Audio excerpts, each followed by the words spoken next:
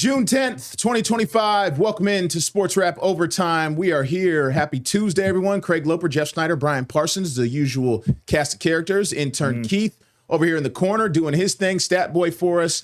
Welcome in to the show. We got an array of topics to get to. Coming off a fight weekend in Norfolk at Scope. Interesting weekend. Interesting last week. It was a long week. Wednesday through Saturday was a long week for everyone around here. And so let's get right to it. DB3 took over Scope. 2/3 of DB3 took over Scope. Keyshawn Davis, the main feature fight, obviously you know by now, was canceled on what night was that? Friday night. It would have been Friday night, yeah. Friday night. His fight against Edwin De Los Santos canceled after Keyshawn missed weight on Thursday afternoon, I should say. And just disappointment, right? Was the overall sentiment. Disappointment for a lot of different reasons. We're going to get into it. We were there. I was there at the weigh-in. Keith was there at the weigh-in. Brian, you have a lot of background covering boxing, talking about boxing. What was your initial reaction? Well, boxing is a unique sport. And I made a joke with one of our photographers during the week and said, "Hey, did you hear the fight got canceled?" And he was like, "Really?" I was like, no, I'm just playing with you. But then what did I say? I said, you never know what could happen. You never know what's going to happen because crazy things happen in boxing. But I think the big takeaway from this one is for Keyshawn to miss the weight by 4 pounds. And he made his boss, Bob Arum, was not happy about it. He claimed that he doesn't think Keyshawn even tried to make weight for the fight. To be 4 pounds overweight with all the training that's going on, he knew. He knew he was going to be overweight. He knew he was going to come in over. I think the biggest takeaway is disappointment. I think Keyshawn let the city down. Keyshawn let his employers down. Keyshawn let himself down. He let his brothers down. He let his brothers down. Let's be honest. I mean, we like Keyshawn and we cover Keyshawn, but we've got to be honest here. Keyshawn. This was a mistake. This was a big mistake. It could have big ramifications. He has not released a statement. Keyshawn has not released a statement. His brother Kelvin did, and it was almost kind of like, it wasn't even about that. It was about something else that happened. We got to get to, obviously. But even that was kind of like half-hearted. Right. Yeah. And we're going to get into, obviously, the big news. And then the fact that the Keyshawn missed the fight and the Abdullah Mesa fight was promoted to the main event, and Kelvin's fight was a co-main event. Right. But then after Kelvin, we'll talk about Keon. Shout out to Keon. The youngest Davis brother. Keon wins TKO second round. Against another undefeated Michael young fighter, Velez. Looked really good. Crawling. That was wild. You know what? Keon, if you guys didn't see it, Keon was number 4 on SportsCenter top 10 because of that knockout. Really? Yes. That's on Saturday night. It all wasn't so bad. No. The guy was crawling. It was crazy. They mentioned they were talking about that, like, oh my God, I don't remember who it was. Michael Eaves that night doing SportsCenter. He was like, I've never seen that because he was literally like it was.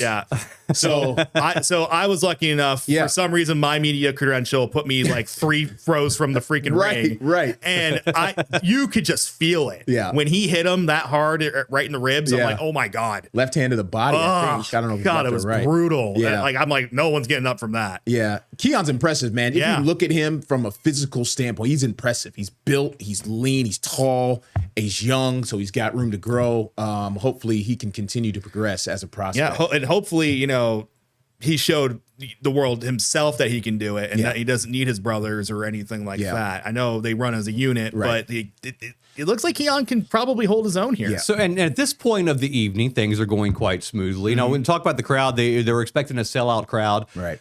They offered refunds to the people that wanted their money back because the main event was canceled. Who bought through first party, not third parties. More than 3,000 refunds. It's on the broadcast, too. They kept saying 2,000. So I heard an initial number. The attendance was estimated at 6,500, which is a pretty good crowd. Pretty good crowd, considering. The Butterbean Larry Holmes heavyweight extravaganza in 2002 at Scope did draw over 7,000. Okay. So anyway, so the night is kind of going as planned. We interview Keon after the fight. They have a press room right near where we are. We interview Keon, and then we're kind of waiting around, and then it's time for the Kelvin Davis Albright match. Yeah. And that's going okay. Kelvin takes a lot of blows. Yeah. I personally scored it. I had Albright winning 8 rounds. Yeah. One of the judges had it even, which I could not believe that. That's crazy. I like, let's be real. Albright won the fight. It's home cooking. No, it was clear. Home cooking judge. Yeah. So we go to interview. We go to the interview room afterwards, and we're expecting Kelvin Davis to come out and talk to us. And we're kind of waiting around, and we hear from one of the PR people. We said, "What's the deal? Is Kelvin coming out?" He goes, "Kelvin will not be coming out. Why? It's a long story." So that's the Long first story. That's the first Like, part. what could have happened from the ring to now to make it a long story? Yeah, we didn't know, and It then was like 10 minutes later. and then word started filtering out that after Albright made his comments on the ESPN broadcast, where he said that he was jumped Right. by Keon and Keyshawn. Keyshawn. Right. Yeah, jumped is Albright's words. Yes. Yes. Jumped was Very Albright's clear. words. Correct. In the locker room. Their locker room was right next to each other. Albright says Keyshawn and Keon came in there and started talking about how the fight went with Kelvin, and they shared some words. And then Albright had a lump over one of his eyes. I can't remember his right eye, I think it was. Yeah. That wasn't there if you look at his post-fight interview in the ring.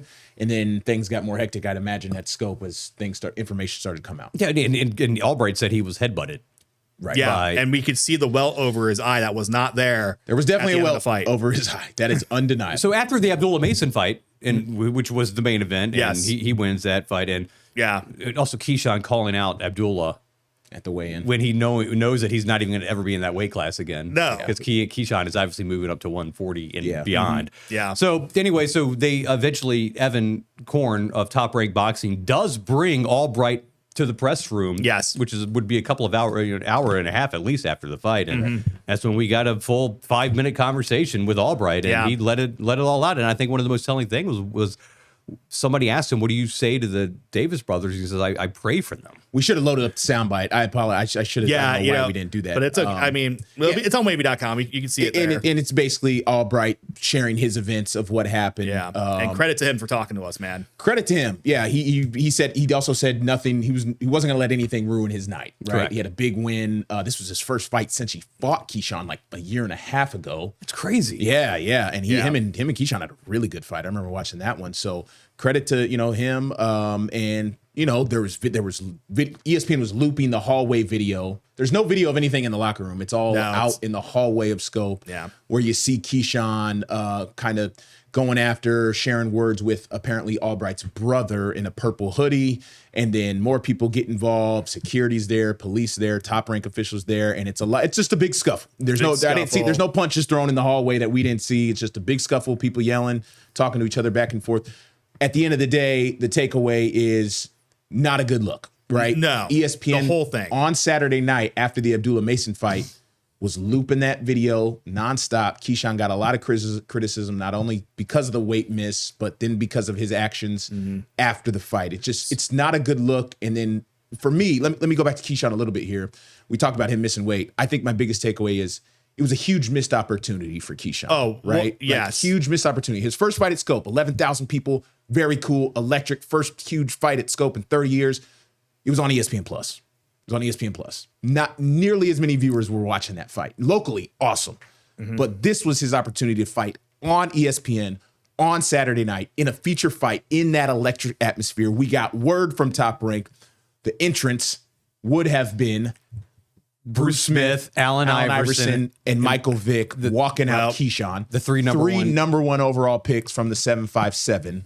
Would have been electric. So it was just a huge missed opportunity for Keyshawn. Then you add on the fact there was this sort of fight that did not look good. Huge missed opportunity for him to really take his star to the next level. So I guess the question is now, how does Bob Arum and how do other promoters possibly view that scuffle with they hear Albright? Well, the thing is, there's a ring for a reason. Yes, exactly. Because that's now where you settle your disputes. Right.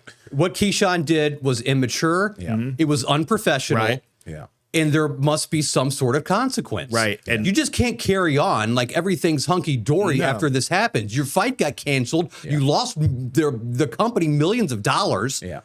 It's an embarrassment. It's a black eye. And there was an article that came out. I think it was a Sports Business Journal put it out. Interviewed Bob Arum and said, "Hey, it's tough out here. It is tough out here to promote boxing these days with competing with MMA and other combat sports." The fact that Bob Arum showed up was pretty telling. Yeah, he's 93 years old. He's 93 years old. And He's looks walking it. around sort of gingerly.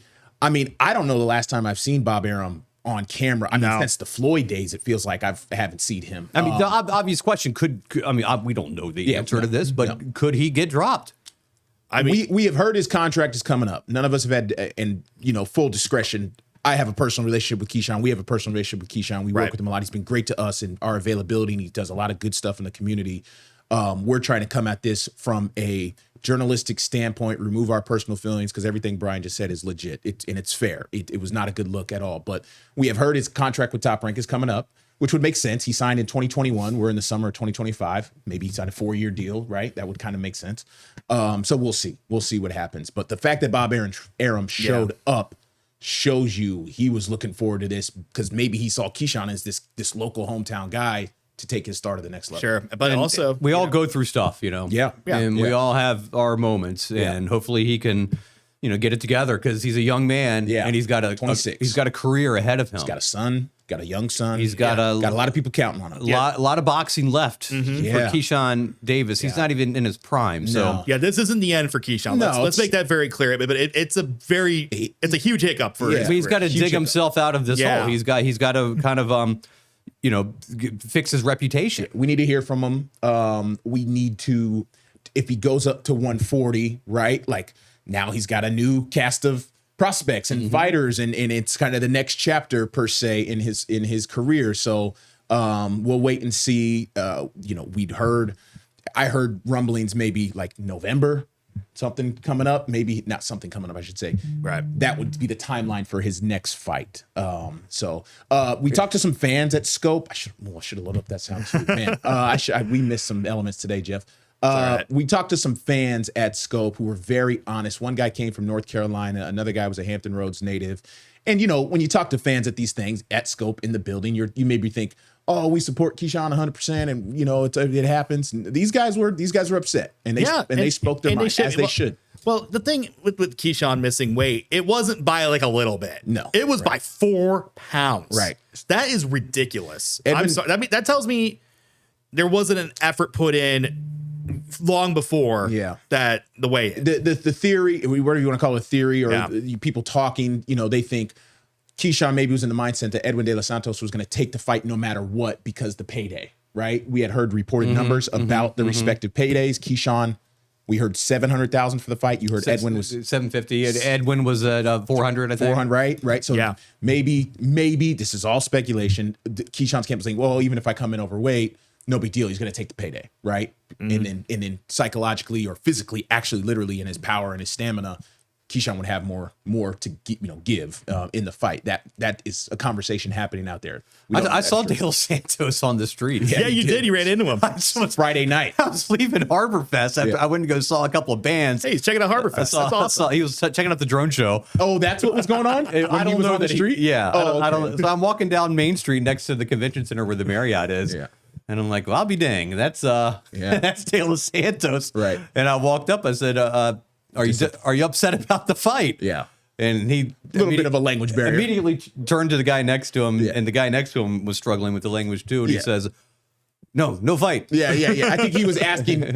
He thought you asked, is the fight still happening? Or are you excited maybe about the fight? Right. No, fight cancel. I was like, oh, sorry. Yeah. Language barrier there for sure. But it's what De Los Santos was coming off of a long layoff too. But maybe this is an opportunity. Keyshawn is a character. We know this, and he likes to ham it up and play it up. Yeah.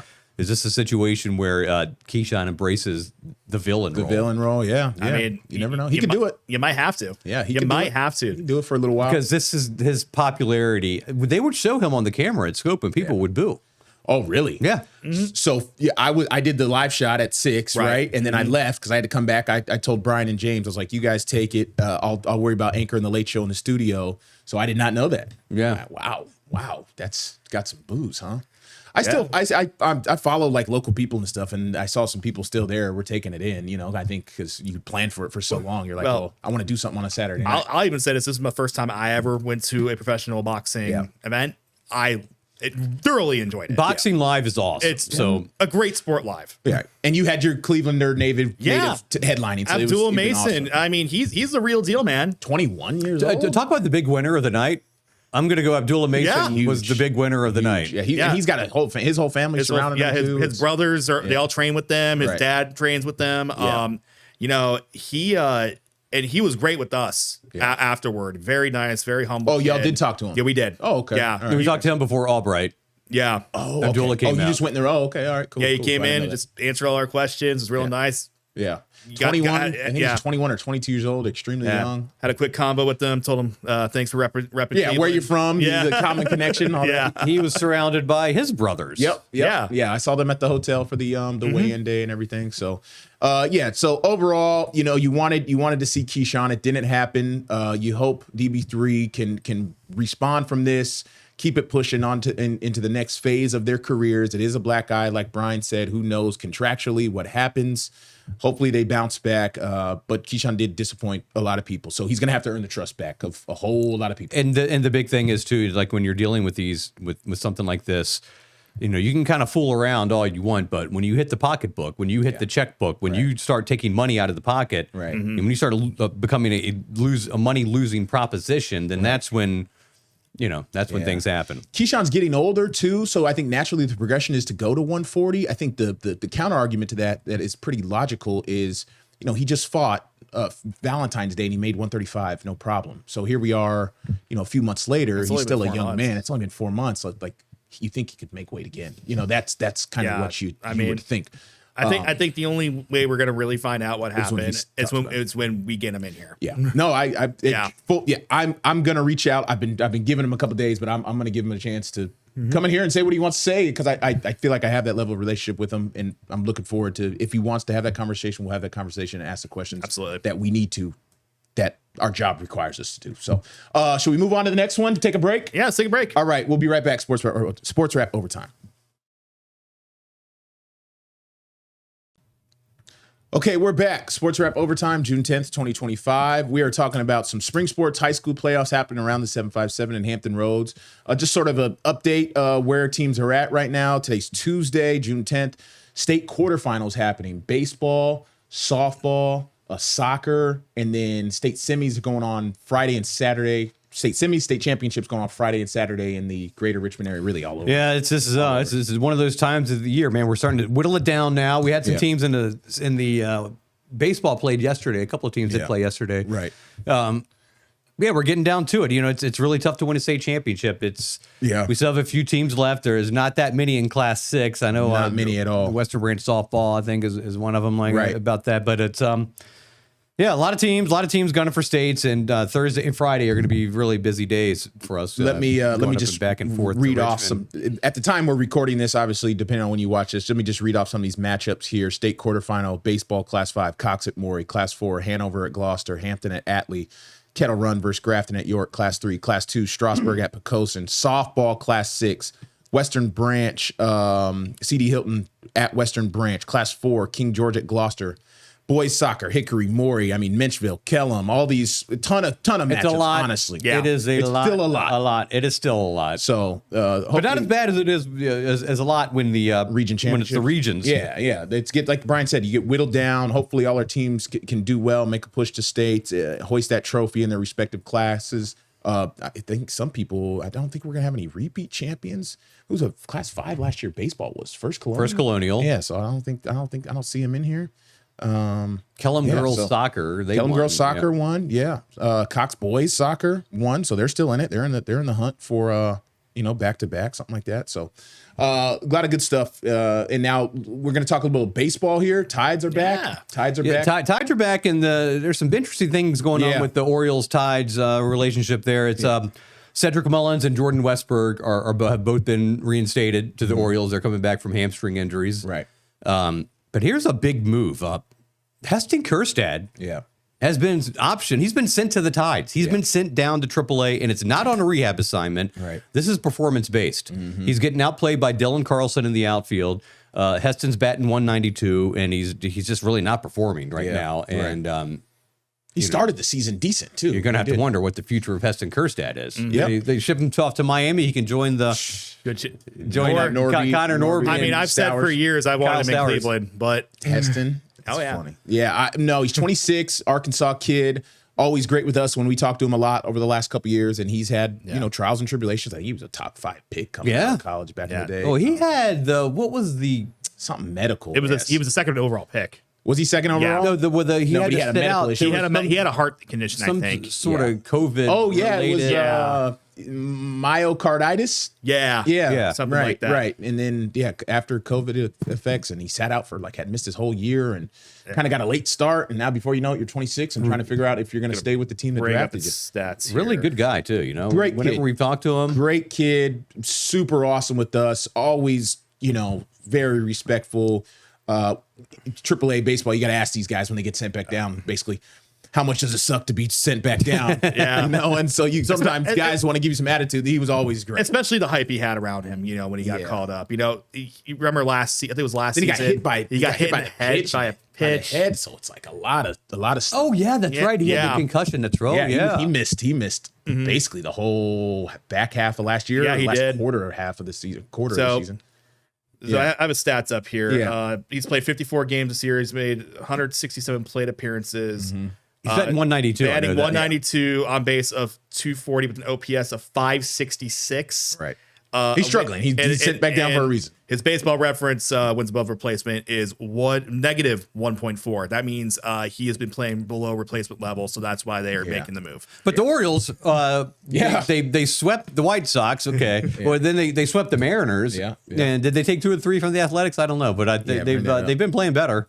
Yeah, they've been playing better. It's good to see. There's still a lot of season left. We talked about it. We knew they were struggling, but there's still a lot of season left. Only got one against the A's. Only got one. Okay. Yeah. All right. Against the That was in A's. Sacramento, right? Yeah, it's in Sacramento. That was in Sacramento at the Little League Park. You guys see that catch that A's center fielder? Oh, League Denzel Park. Clark? Yes. Oh my gosh. Oh, that was unbelievable against He's the been in the Angels big last leagues night. like 4 weeks. He's making unbelievable plays. To set the scene, if you haven't seen it, Noah Shawnee hit one to dead center field, and It was gone. It was out of the park. He climbed the wall, legit, and then put his body. He almost went over the wall. He almost went over the wall in center field. It was crazy. crazy. And his Yeah. reaction was awesome. Yeah, he's a rookie this year. Denzel Clark, 25 years old. Yeah. He's I have no idea who he is or what his story he is. is a cousin of the Naylor brothers, who the Naylors played for Cleveland. Josh and Bo Naylor. Yeah, right. Bo Naylor is still the catcher in Cleveland. Josh is now with the Diamondbacks, hit a walk-off grand slam last night. I saw that. I did see that. Yeah. Didn't celebrate as hard as he usually does, which is kind of weird. But Corbin had a leadoff home run. I think it was his 5th of the year. Corbin I heard Carroll. on the So the updated Tides radio. are back home. Let's back talk home. about Tangent. talk about stuff that's relevant to the area here. Basayo hitting the ball well. Sam Messiah. Knocking the cover off the ball. Smashing the ball. I mean, last time I checked, I thought he had 12 home runs this year. It's probably more than that So what's now. preventing him from getting the call up there? I think he's only still 20. Do you really need him this year? Do you need a catcher and a first baseman right now? I don't think they really have a plan for Adley beyond catcher. Adley catches and he DHs. There's really no. I mean, I guess he'll play first base eventually. Eventually, once he you would stops. think, Yeah. but I'm saying that's not in the works right now. What's the other catcher that I think Basayo plays first though a little bit. Maverick Yeah, he Hanley? plays Is it first. Maverick Hanley? Maverick Hanley is the other catcher. Yeah, that's up there. he's doing well. Yeah, yeah. I think Basayo gets over there at first every once in a while. I've seen a couple highlights of him. He's a catching big first. catcher. It's huge. Yeah. Huge. Sam Basayo batting 252 with a OBP of 365 and OPS of 961 with the Tides right now. Tides playing the Nashville Sounds this week, who are the top team in the International League. Sounds are. Yes. Okay. All right. And they are the So you get a chance to see the Reds affiliate. Heston Kjerstad, big leaguer. Yes. Yeah. Yeah. Right. Yeah. And then Basayo, Kobe Mayo, what's his latest? Where's he at? Is he still up there doing his thing? I believe he's still with he's still with Norfolk. the All right. No, I think he's up. Yeah, he's up. He's Yeah, there. he's up. He's there. He's back up. Not doing great. Not doing great, Only 5 hits so far this year. Yeah. He's Yeah, only but I he's mean- only had 31 at bats. Yeah, he just got called up. So He just give he's him given up a for chance. a little bit of time. Also, so we mentioned Westberg and Mullins are back. We did. Okay. Yeah, All right. both That's back from that's why these moves were The made. question with the Orioles is as every trade deadline comes around is what's the move here? Because once the trade deadline hits, there will be more of a understanding. The vision gets clearer.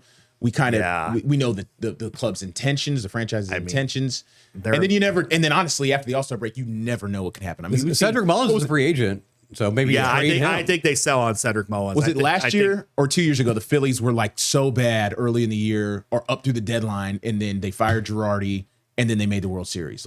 It's possible in baseball. few years Not ago. probably. I don't know about the Orioles, but Not. I don't think they are. no, I'm not. But I'm saying they don't have the starting turnarounds pitch. happen. They're in Turnarounds- last place. I'm saying just turnarounds happen. Yeah, well, look, You know? look at the Nationals in 2019. Exactly. They were like you've seen it. Yeah, but they Below are 500. Yeah, they're 13 games back of the Yankees right now. It's so their division's completely out of the question. Maybe if they get really hot, You got to really get hot. and they sneak into that last wild card spot. But the American League Central's kind of locking that one up right now. So right. just with the Tigers being so good, the Twins and the Guardians and the Royals all fighting for that spot. The Mariners are in play. The Rays are in play. The Blue Jays are in play. So we also have 4 months left in the season. Exactly. A lot can happen. Exactly. I mean, like my team's playing awful right now. Awful. But I do think they turn it around. But right now, it's not very good. Yeah. So. No, a lot going on. Should we take a break now and move on to odds and ends, or what do we think? Yeah, let's do that. Oh, we got. What about the? What are we talking about? The College World Series. College World Series, college baseball. Thank you.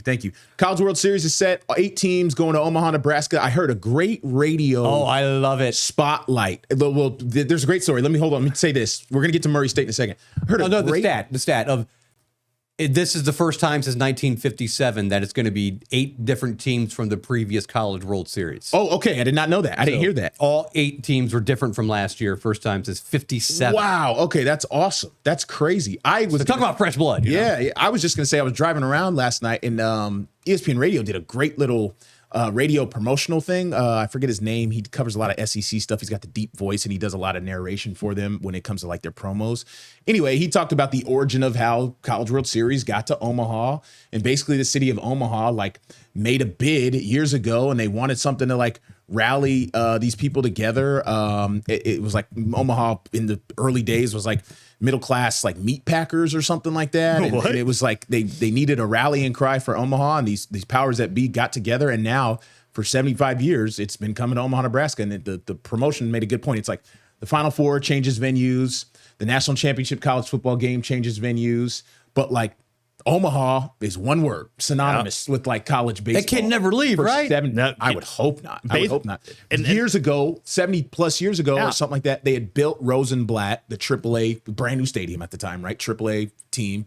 And they said, all right, well, then just play it. And then all of a sudden, now it's a tradition. So I think the coolest, an interesting thing is like the Omaha Storm Chasers, which is the AAA baseball team. Yeah, they don't play it. They don't play in the College World Charles Series Schwab field, stadium. They play in like some not great stadium. And I guess Creighton plays their home games in this beautiful. Creighton's a big deal there too. Big stadium. Yeah. I think there is a level of like exclusivity that place wants. You know, like they want it to feel special. I know Creighton plays there, but like they want those 2 weeks of the year to feel big and no one gets to use it. They like to make it more exclusive. I've been to Omaha 13 days. One of the best assignments I've ever done as a sports journalist. It was so cool. 13 days, 2017.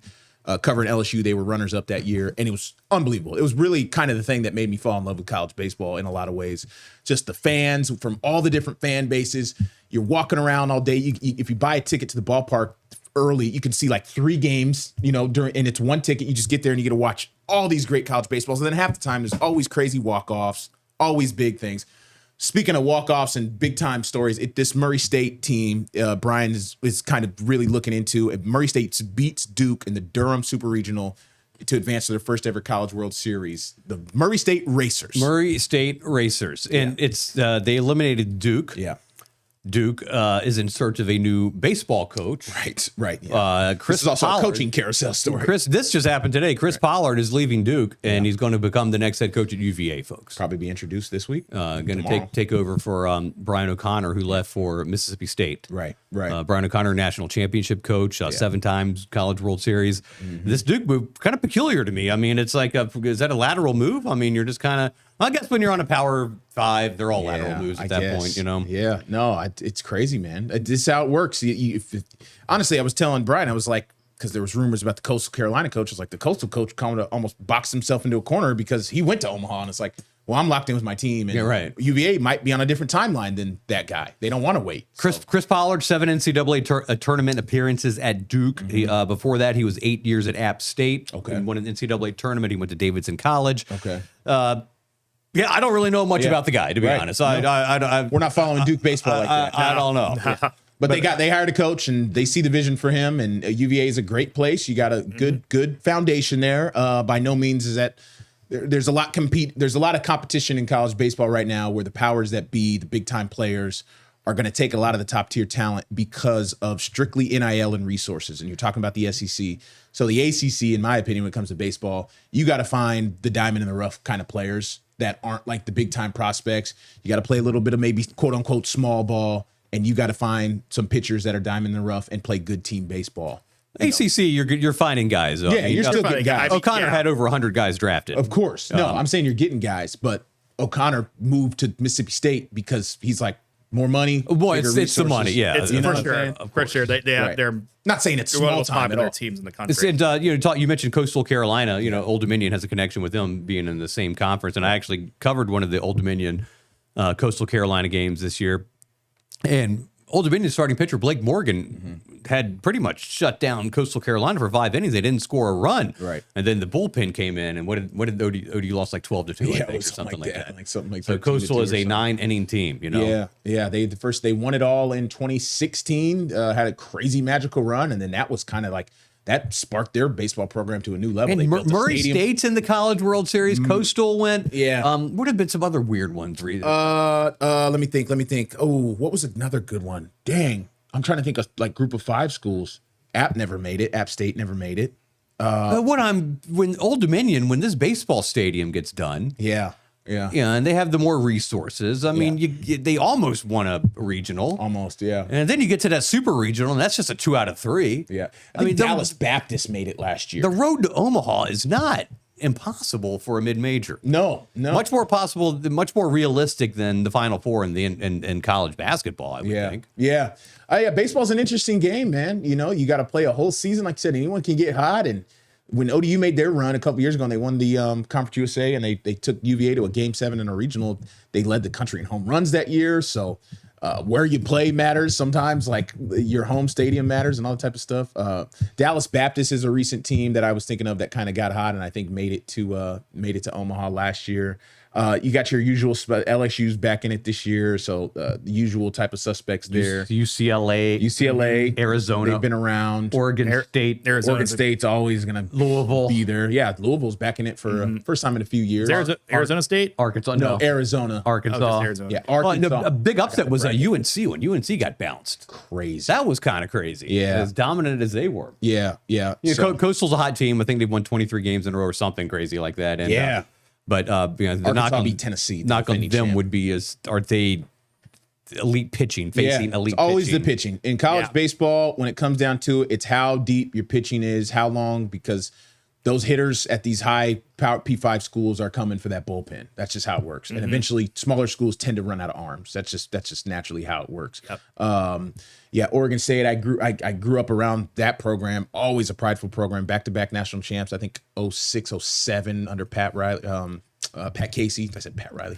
Pat Casey. Riles. Won in 18 with Adley Rushman, Stephen Kwan on the team. That team was crazy. The 17 team was probably even more talented. I asked, it's funny, quick sidebar story. When Adley got drafted by the Orioles, they made him available on like a Zoom, like a local media thing. And I was like, hey, Adley, no hate over here, but I went to the University of Oregon, man. And I covered, he's like, oh, he was joking with me on the Zoom. He's like, oh, you don't get to ask a question. No, he was joking. And I said, who was better, the 17 or the 17 Oregon State team or the 18 team that won the national championship? And he's like, well, actually, I think we were better in 17, talent-wise, top to bottom, but they just couldn't get it done. 18, they won it all. Then he was the top pick in 2019. They're still stacked. I mean, they're still really good. Travis Mazzana last year was the first overall pick from Cleveland. So okay. Oh, that's right. That's right. Yep. Exactly. So they still churn out talent left and right. This Murray State team, interesting. It's like, how do you get there? You get hot, and how does their pitching hold up against UCLA out of the Big Ten? So, well, you would think just by the names on the jerseys that it's probably going to be favor UCLA, right. But you never know, man. Coastal won the national title in 2016. So double elimination to start in Omaha. So you're going to go to the winner's bracket or the loser's bracket, and you got to try to fight your way out. I think in total, if you go undefeated in Omaha, you win 5 games in like like 12, 13 days, maybe 2 weeks, something like that. There's a local famous bar in Omaha. They do the Jello shot challenge. Yes. You guys ever seen that on Twitter? Yes, I have. It's like a bar across the street where all the fan bases all end up before the games, after the games, during the games. And they have a whiteboard. And like when you buy Jello shots, they track it, right? They track it. Like we got 1,000 Jello shots sold to UCLA fans, right? 1,000 to Arkansas fans. 5,000 to Vanderbilt fans, whatever, So that's always a fun little thing on social media that pops up every year. I can't imagine the economic number in Omaha when it gets going. Oh, it's probably the biggest thing they get. Oh, it's definitely it. Yeah. Them and the College World Series and Bud Crawford, Terrence Bud Crawford, the biggest things come out of Omaha. In the last I don't know, man. I think like one game in Lincoln's probably going to do more than the entire College World Series. Oh, you're talking about in Lincoln, yeah. In Lincoln. No, I'm talking about Omaha. I think they're about 45 minutes away, actually. I looked it up when I was there. 45 minutes. So, really? Yeah. Oh, I didn't think they were that close. I think they're pretty close. I think it's like 30, 45 minutes. You can double check. Look at make sure I'm not wrong. But I looked it up years ago. So that'll be fun. We probably should get to another break here. Get a break. And we'll be right back. Final break. Sportswrap Overtime.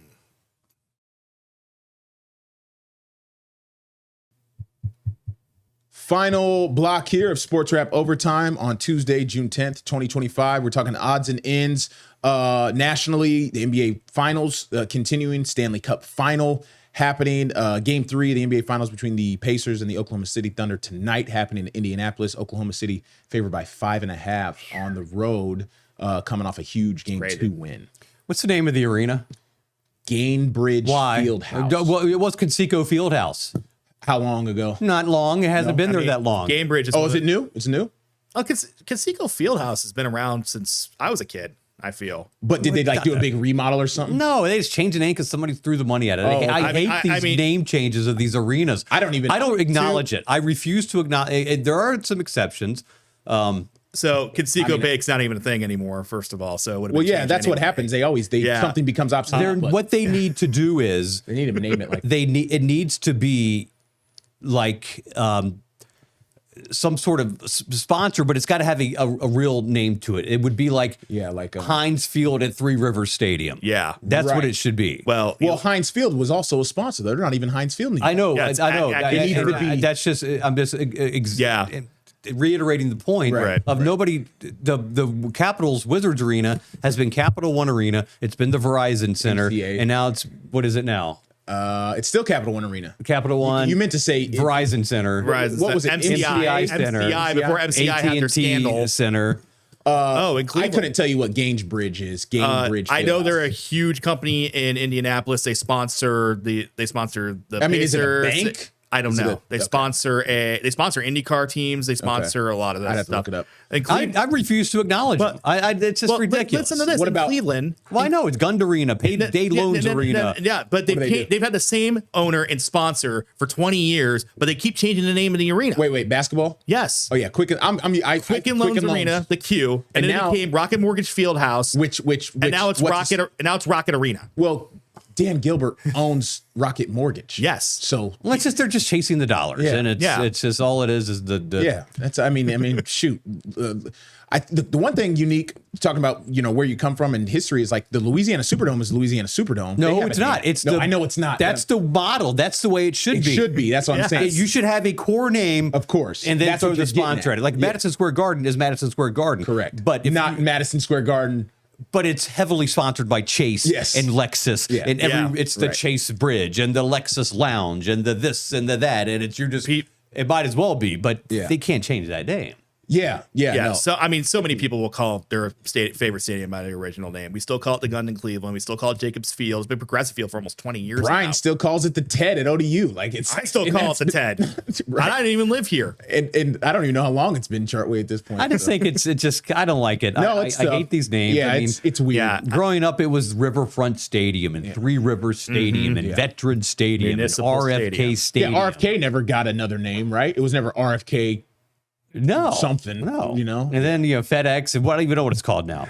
to their credit, was on board for 25 years, which is pretty cool. It's Northwest Bank Field. And that one kind of rolled off the tongue. You know, it just FedEx Field. Mm-hmm. Yeah. But now the new one, I don't acknowledge it. I don't think it's Harbor necessary. Park. Harbor Park. It was funny because I went to the Commanders game last year against the Browns, and I'm like, oh, we're going to FedEx Field, and I'm looking around, I'm like, that's I didn't know they changed the name. I had no idea. It's impossible to keep up with. I don't even try to keep it. It is stupid. I hate it too. But it's but you know what? Some of these teams need to subsidize somehow. And they get it's all about the dollar. dollar. Get that money. Yeah, as if they don't get it enough from the ticket buying public when they're charging $250 for a basketball game. Yeah, exactly. So game 3 of the NBA Finals tonight, Tyrese Halliburton kept in check. I think he had 17 points. Lower leg issue. But like 14 of the points were when they were down 15. Lower leg issue is what they're saying with him. He'll be all right. Whatever that means. That's a very hockey sounding injury. Lower body injury. You better do whatever you got to do to get out there because it's the finals. So if it's not broken, you better playing. It really looks like OKC is going to win this thing. Probably. Yeah, probably. I mean, they are the best team alive of the two. Yeah. I think.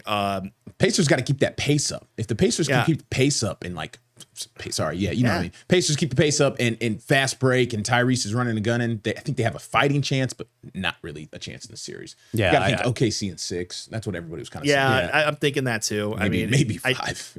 Gilgeous-Alexander is just a well-built team. When he attacks the rim gets to his spot. Gets to the mid-range, the lost art. He still does it though. Caruso's, I think, is a little secret weapon out there. Yeah, I think he's a free agent after this year. Great playoffs player, Caruso. Yeah.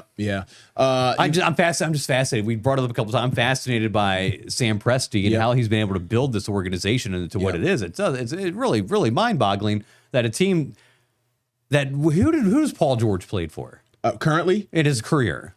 Oh God, Indiana. He went to OKC.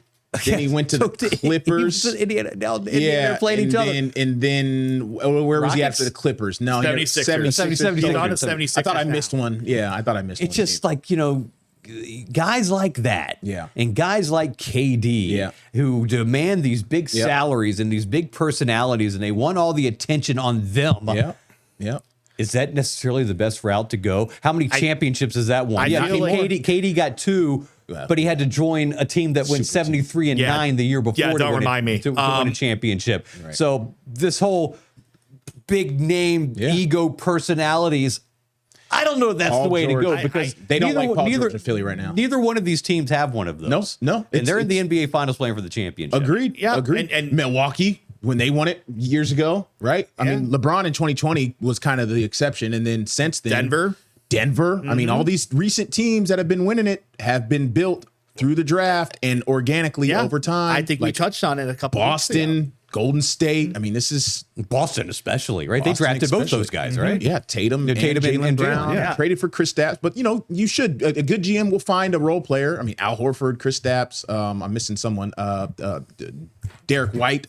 All that. Like Horford, what a great fit. Yeah, like that's where you need a good GM. Like you can draft, but you do need a role player to trade for. So, but we touched on it a couple weeks ago. I think like this era, that super team that was happening in the 2010s. That is done. It's over. That is done, and the league is better off. Yeah, with the luxury tax. Something about the luxury tax. That third contract that they don't want. You don't want teams doing that, which I like. I do like. It is just it's a better product now. Yeah. So, speaking of good product, it's a Stanley Cup final. Good product overall. Last night, not a good game. Florida 6-1 over Edmonton in Sunrise. Well, when Florida had Florida won, so when Edmonton cut it to 2-1, you're like, oh, we got ourselves a game. And then 45 seconds later, the Panthers scored again, to make it 3-1, and it's just like one of those nights there. And I'll tell you what, the Swamp in Sunrise 6-1. You been there? The Sunrise? No, I've never been to Sunrise. No, I've only ever been Boynton, Fort Lauderdale, Miami, all down there, but never to Sunrise. Daytona only. That's it for me, man. Yeah, place like, and Jacksonville. There you go. Complete team effort from the Panthers last night. 6 different goal scorers. Brad Marchand. Marchand was like,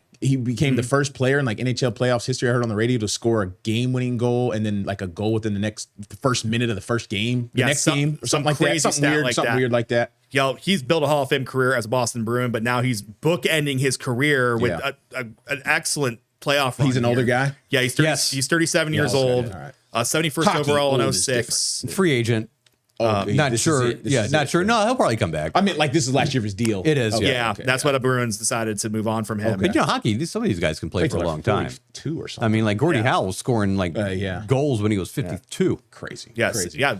Gordie Howe played till he was 50. So, they stay in Florida for one more game. Right? Yep. And then they go to Edmonton, which again, the longest distance between two professional sports franchises in North America. It's a long flight. Man. I'll tell you what, Sam Bennett, who from the Panthers, it's going to be interesting to see because if the Panthers do pull this off, I think Sam Bennett's going to end up with the Conn Smythe Trophy. I think he's just been so. When they were showing excellent. when Edmonton won, I guess did Edmonton win the other game? Yeah, when they were showing the clip outside of Sunrise. Edmonton, Edmonton. in Edmonton, right?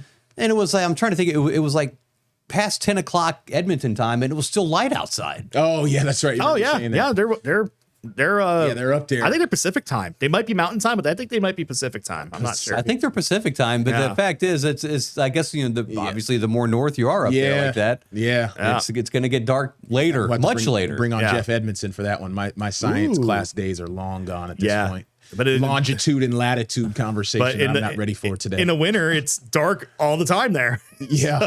My little sister lived in Alaska for like 7-8 months at one point, and she had the sunlight until basically all day. Like it was crazy. Man, I don't know if I could handle that. I could not. No, I couldn't. It's got to be nighttime sometimes. Shoot, as a night shifter now, sometimes the older I get, 4 o'clock coming to the office, I'm yawning at 4 o'clock. Like I'm tired. You know what I mean? So I got to get my sleep. But crazy. Yeah, my little sister Alaska was like she would FaceTime me, but 2 a.m, light, sun high in the sky. So well, after these high school spring sports. Things really slow down for the sports department, right? For the next couple of months until training camp, basically. So month and a half of kind of just Sportswrap OT is going to be stretching for some topics. Yeah. You might learn a lot about us. The sports season slows down. This is when everybody takes vacation. If you watch like PTI, Wilbon and Kornheiser like basically take July off. Anybody on ESPN, Fox, it's all the quote unquote B team that they bring in because everybody's on vacation. It's like the holidays for us. I just called my best friend down in Boynton Beach, Florida this afternoon, and I said, hey, is there some dates that work for you for me to come down and hang out? Because I need to take some vacation. That's what I literally said today. So, and then you're going to take some stuff, and I'm sure Jeff goes on vacation soon. I do have a couple trips planned. So. Right, exactly. So I think that's everything for today. We got about a minute and a half here. Minute and a half. What else can we talk about for a minute and a half? Let's Keith, what you got? Keith, what do you got, man? What's going on? Baltimore, Keith, what you got? Come here. Anything? Yeah. Come get in the shot here. Come get in the shot. We'll introduce you to the fans. You can send this to your family. Hampton University defensive end. Yeah, go ahead and slide it over. We got a minute left. Get in there, Keith. Keith, all right. Tell us real quick. Where are you from? Your high school, and what brought you to Hampton? So my name is Keith Norris Jr. I'm from Baltimore, Maryland. I went to Baltimore Polytechnic Institute. I'm a Hampton student right now. I'm going into my senior year. I'm a senior journalism major, communication with a minor in entrepreneurship. I chose Hampton bigger than just having the opportunity to play sports. They cover my education. The journalism program, the Scripps Howard program is perfect. So I love the program there. It has taught me a lot. Being around the station, you guys have shown me a lot just in my few weeks. On my few, it's only been my 3 first days. week. Yeah, that's my first week. So it's been great. Cool. And you're a football player. Yes, sir. Yes, sir. Tell us about that. It's great. I mean, I'm going to say the biggest difference waking up. The morning practices, the stadiums, when you're in high school, it's really sled-based competition amongst your peers. These are grown men. There's guys on the team who 24 and you 18. That could be discouraging, but I came in, a lot of guys took me under their wing. A lot of local guys, Jay Reed Hardy, just a lot of people. Javen Johnson, a good amount of my friends have been there for me. Cool, man. Well, good. Yeah, we'll feature Keith. Slide on out. We'll feature Keith. Maybe we'll get Keith on for episode Sports Overtime this summer, and he can get some good stuff out there. So, all right, we're out of time. Overtime. We are out of time. Craig Loper, Jeff Snyder, Brian Parsons, Keith. We will see you next time.